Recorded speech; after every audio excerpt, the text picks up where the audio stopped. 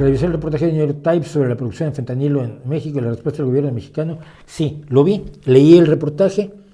Ese reportaje confirmaba algo que en 2022 ya había sacado la agencia Reuters, que incluso casi te daba la receta para hacer fentanilo. Un reportaje un tanto heavy el que yo me leí de Reuters. No, es cierto, de Associated Press. Ya tengo la duda. Bueno, una de estas dos agencias, Reuters o Associated Press. Pues el gobierno mexicano dijo que era una exageración. No, parece que no, porque ya otras personas han reportado lo mismo, ¿no? No sé qué interés tienen en defender a los narcos, la verdad. No creo que sean cómplices directos, pero no entiendo el devaneo, son la sonrisita de López Obrador y de Sheinbaum con el narco. Incluso me peleé con un cuatroterito en Twitter. Me dice, esto es infantil, absurdo, increíble, idiota. Será el sereno, pero ahí está. Y aquí está el anterior reportaje de...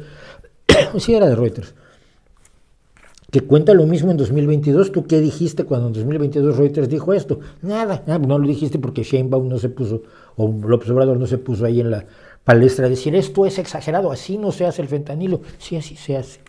Ay, ¿a poco hicieron 10 kilos en una olla? No, tenían un pedido de 10 kilos y estaban empezándolo a hacer cuando tuvieron que salir pitando.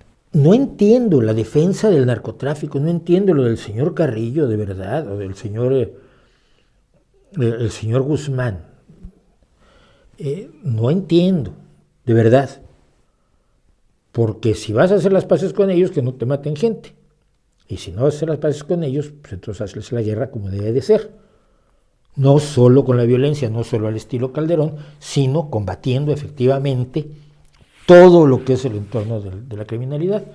Pero no lo quieren hacer.